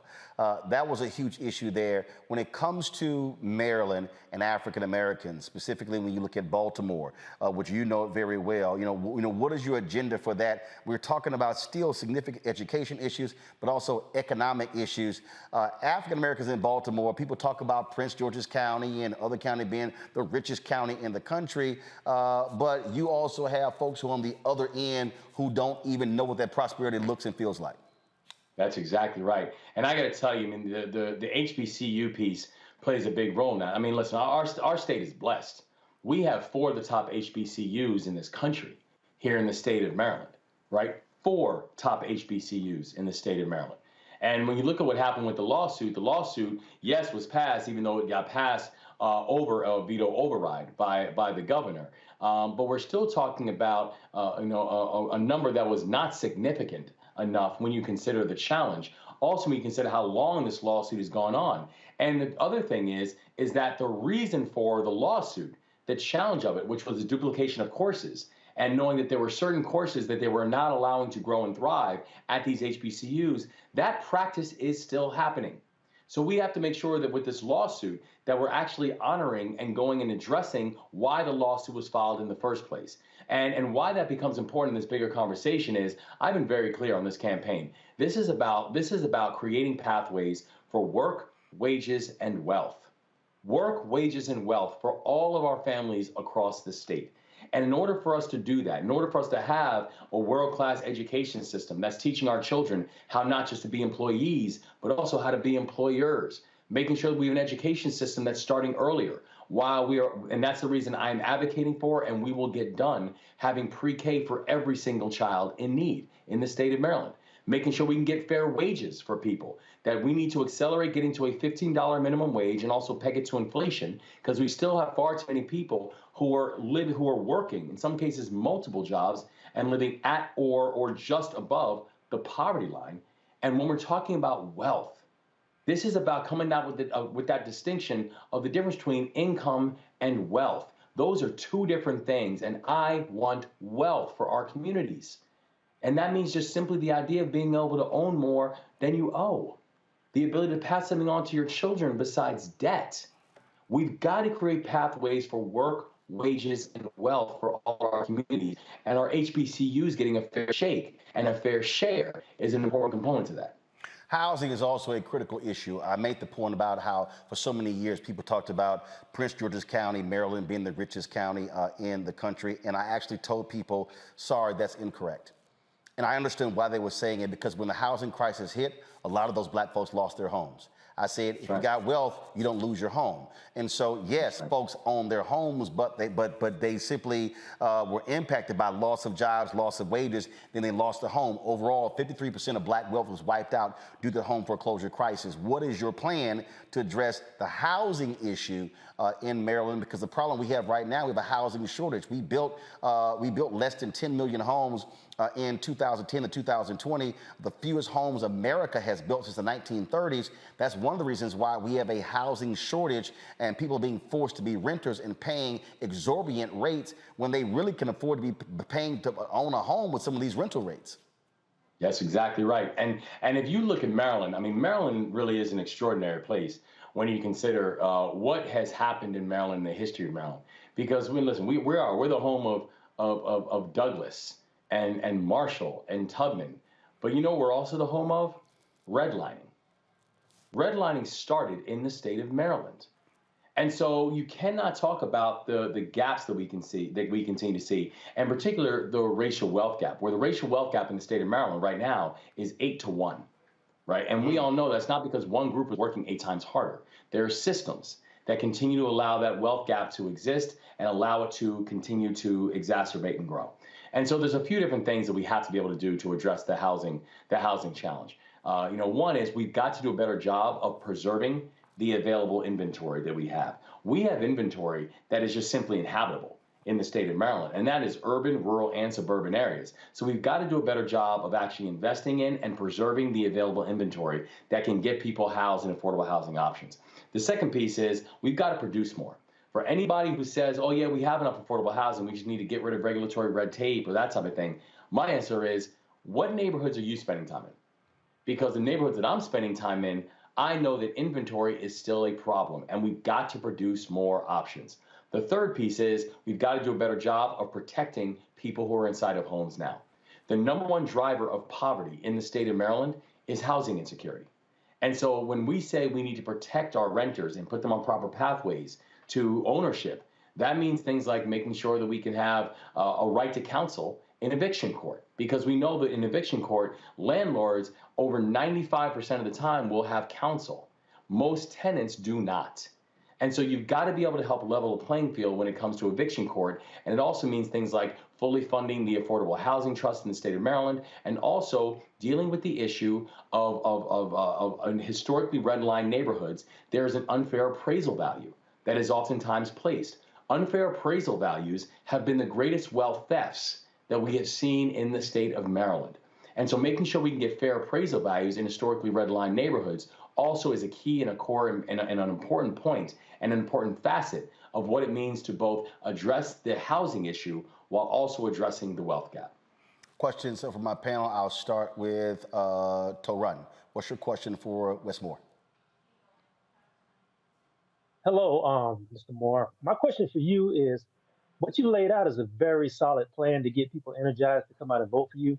My question is, how is that messaging going out to your constituency or your potential constituency? Are they responding to this, or are you putting messaging together to make them understand this? Yes, sir. And thank you. Thank you for that question. It is. And I'll tell you, the beautiful thing that we're watching, if you look at the primary race, we had 10 people we ran against in a primary.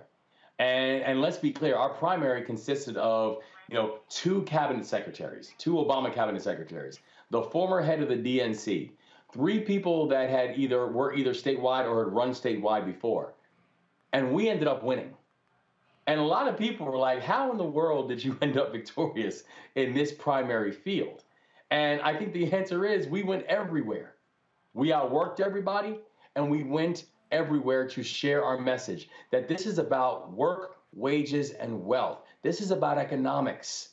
And the amazing thing that we continue to see and watch how people were being energized around it wasn't just folks in West Baltimore, it was folks in Westminster, right? Is that when we were going out and talking to the entrepreneur in Montgomery County, that they're saying, yeah, I agree, but it was also when we're heading out to the Eastern Shore and talking to the fishermen and the watermen and the farmers who are saying work, wages, and wealth. That's me too. And we're saying absolutely. So I learned very early that we were going to go everywhere with our message, even places, frankly, where there weren't a lot of Democrats. Because even when people say you're going a lot of places, there's not a lot of Democrats, my answer was always very simple. Yeah, but there's a lot of Marylanders, and I plan on being their governor too. And if we can just get a chance to share our message and our values and our vision with them, that it would resonate to a victory. And I think we're thankfully seeing that is looking like it might play out. Niambi.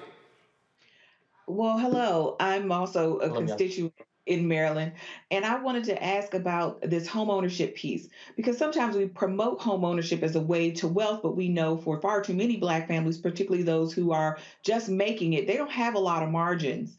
And so how do we talk about things like overassessment in property taxes for those same families, and that one of the ways that people lose their home is also just not being able to maintain in the upkeep of these homes. So what are the plans there to assist these people? We say we want them to be homeowners, we want them to be wealthy, but we also know that home ownership can be a boondoggle for those who might be more marginal in this market.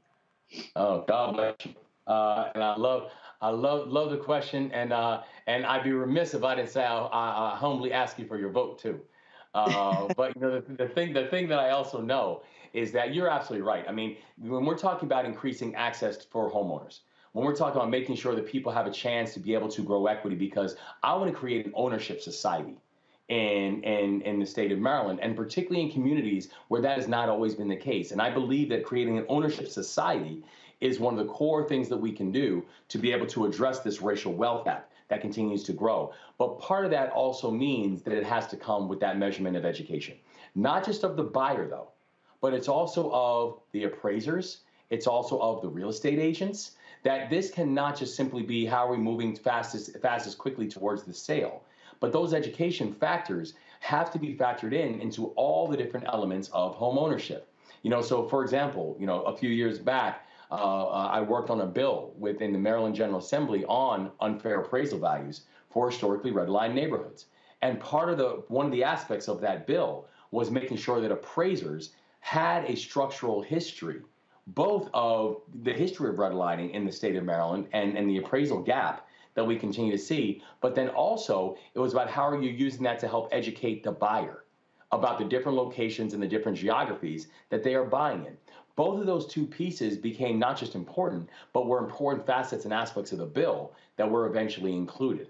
And so you're absolutely right. I mean, we have to encourage membership measures of ownership. We want to encourage people to be, to not be renters, but to be owners. but we also have to encourage people to be educated buyers. So it's not putting people in, frankly, a tougher situation than the one they entered into.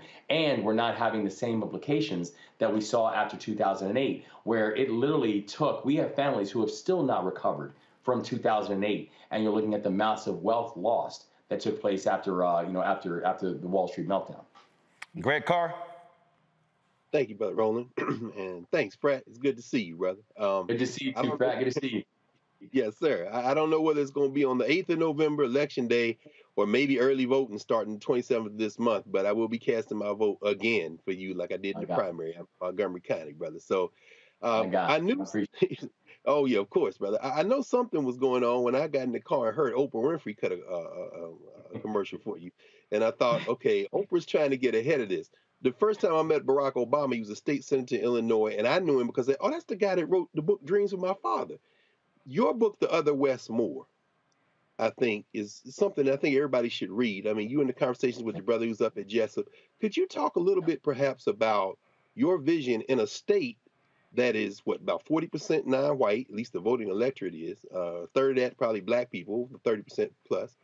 You know, what messages from Maryland would you like the country to be paying attention to in terms of how we deal with questions of race and class and extreme inequality by building these coalitions? And good luck to you and Delegate Miller, who also another fantastic presence there on the ticket. So what lessons should we be learning from your campaign and from the way you envision governing in Maryland? Thank you so much, Brother Carr, and sincerely, thank you.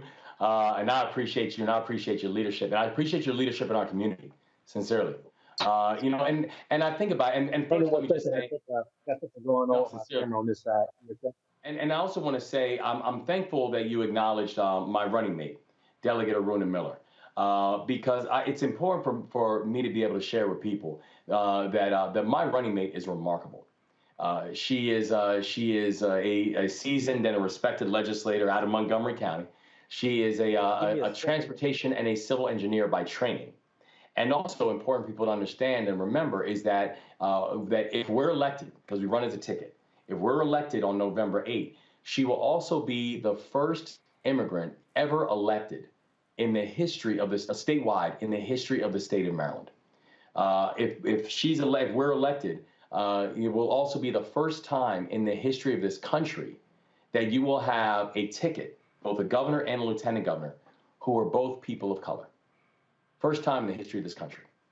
And I think about the messaging that we have, because a lot of people ask that question. They're like, what does it mean and what will it look like if, as you all are going through on this journey?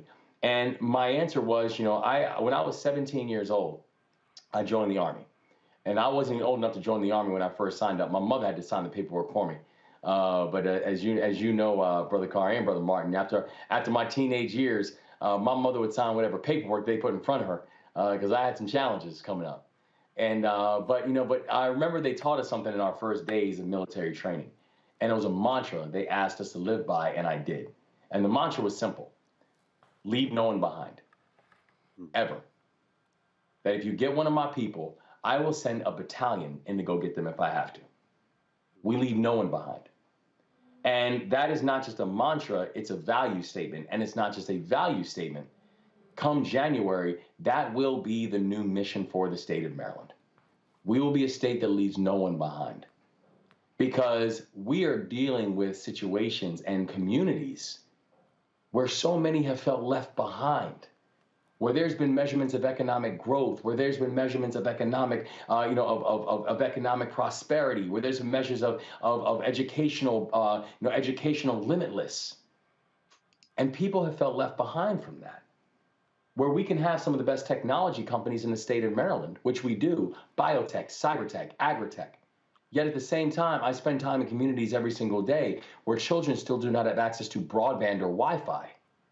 That we can be a state of some of the best, some of the best Black entrepreneurs in this country exist here in the state of Maryland, where we could be on the cusp of having our first Black governor, only the third in the history of this country.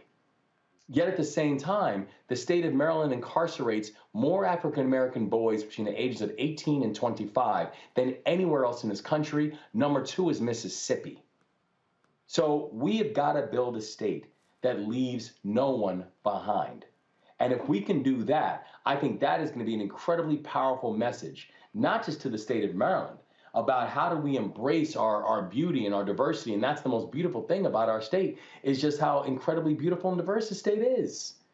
But at the same time, we're going to send a message to the rest of the country that if you want to win, if you want to build, if you want to compete, if you want to grow, we've got to do it collectively. And you cannot allow these gaps to continue to exist in our society. All right, then. Again, Wes Moore, Democrat running for governor of Maryland. Frat, we appreciate you joining us. Look forward to having you back, and I look forward to seeing an alpha become governor. Omegas love touting Doug Wilder being the first, but we always got to remind them who's first of all, as the hat says, servants of all, we shall transcend all. Servants of all, we shall transcend all. And I said, Annapolis has right in front of the State House, there's a beautiful lawn. And I said, oh, it's not the lawn. We're about to turn that into the yard. There you go. All right. Wes Moore, we appreciate it. Thanks a lot. God bless y'all. Thank you. All right. Thank you very much. All right, folks, Maryland, y'all get out and vote. Make that happen. Wes Moore to become the next governor of Maryland. Again, will be the 3rd African-American elected in history to a state's top spot. Doug Wilder was the first. Deval Patrick was second in Massachusetts. You got Wes Moore. Of course, Stacey Abrams is also running in Georgia. So, folks, got to go to a break real quick. We come back. We're going to talk about a sister who owns a company helping you when it comes to losing weight and also not running to go for cosmetic surgery for your breast and for your butt. She says her products can actually help you increase your breast size and your butt size. Really? Let's see what she has to say after the break. You're watching Roland Martin Unfiltered on the Black Star Network. When we invest in ourselves, our glow, our vision, our vibe, we all shine. Together, we are black beyond measure. Hi, I'm Dr. Jackie Hood Martin, and I have a question for you. Ever feel as if your life is teetering and the weight and pressure of the world is consistently on your shoulders? Well, let me tell you, living a balanced life isn't easy. Join me each Tuesday on Black Star Network for A Balanced Life with Dr. Jackie. We'll laugh together, cry together, pull ourselves together, and cheer each other on. So join me for new shows each Tuesday on Black Star Network, A Balanced Life with Dr. Jackie.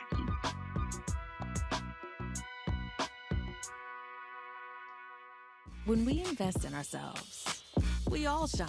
Together, we are black beyond measure. You know what's on the ballot. It's not just legislation and policies we believe in. It's democracy. Our democracy. There's a choice on the ballot between freedom and fear, between cruelty and compassion, between chaos and community, between voting or violence. And the end of rights generations have fought for. The extremists have a plan, a roadmap for a nation where your voice is silenced and your vote is a memory, where they count their votes and cast ours aside. That's why this year, this fight, this vote is so important. Register, engage, volunteer, fight back against the disinformation and despair, and most of all, vote, because your vote is all that stands between our future and theirs.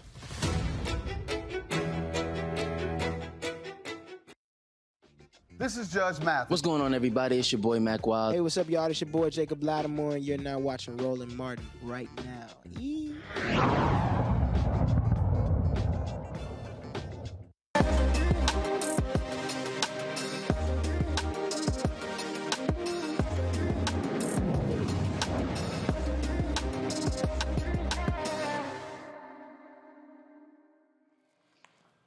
All right, so getting the body you want is challenging for a lot of people, but what if there's a product that actually can help you do that, that can help burn fat, enhance your curves, as well as block cellulite transformational. My next guest, she said, her product actually can do that. Body by Chris, of course, is the name of the company. It's founded by Chriselle Johnson. She's here to talk about that. We're sure glad to have you on the show. A lot of people out there obviously want to be slimmer. You've got folks out there, they get Brazilian butt lifts, and they are sitting there putting their lives on the line. Folks sitting here getting, of course, breast augmentation as well. And so talk about your product, how it was put together, and what it actually does. Hi, so my products are organic skincare, 100% natural ingredients. It permanently shrinks the fat cells in your stomach. It dehydrates the fat cells. It causes you to sweat and lose weight instantly.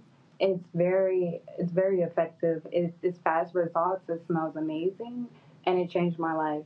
So you've actually posted photos of yourself of what you used to look like and how you use the particular products to change your body. And again, like I said, there are a lot of people out here, they putting their lives on the line trying to get these butt lifts and doing all this other sort of plastic surgery to get the perfect body. And your whole deal is that's crazy that people are going through all of that, especially flying to other countries, not knowing who the hell you're even dealing with.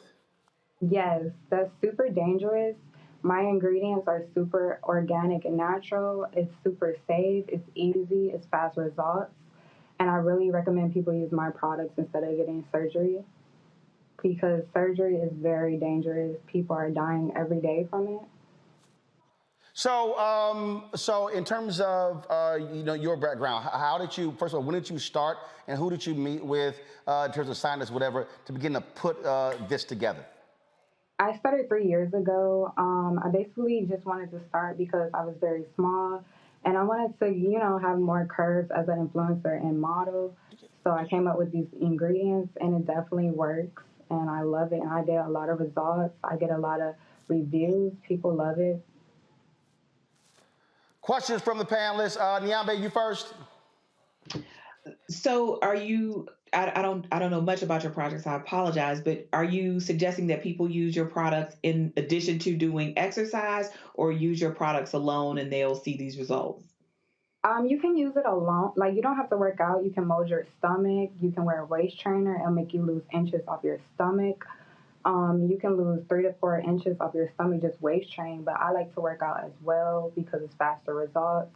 If you're in the gym one day, you can lose 3 inches off your stomach. It gets hot, and it's permanent results, and it makes you sweat instantly. And that was my problem. I never sweated in the gym that much, so our products definitely help with that. So I wasn't losing weight because I never sweat. Run. My question is, does diet affect this as well, along with your product? Do you think diet also helps with getting your body the way you want it to be? You can definitely diet. That definitely helps and improves the results. Like I say, you don't have to work out, but that definitely have a faster result if you diet, yes. How many, in terms of folks have been taking advantage of the product? I've seen your social media pages, but in terms of different number of clients around the country, who you've been helping? And men and women, correct? Yes, it's for men and women, all genders. I had over 100 sales. I have a lot of returning clients. They love it. Gotcha. Greg Carr, your question? Thank you, Roland. Sister Chriselle, I think I'm okay with the booty and the bust. However, I should maybe get rid of this gut. But let me ask you, sis. Since it seems like it's gender neutral, any side effects or precautions as people apply your product? I'm just thinking about that. Some people, not really. Like, some people may be like, it's not really. Like, some people say it makes them sweat a lot. It gets hot, but I haven't really got any complaints, honestly. So, because you said that if it heats your body up, yeah, you're more than likely to sweat. Somebody on the YouTube channel, they asked, is she a chemist? And so when you've been working with this here, who did you work with to put the formula together for the product?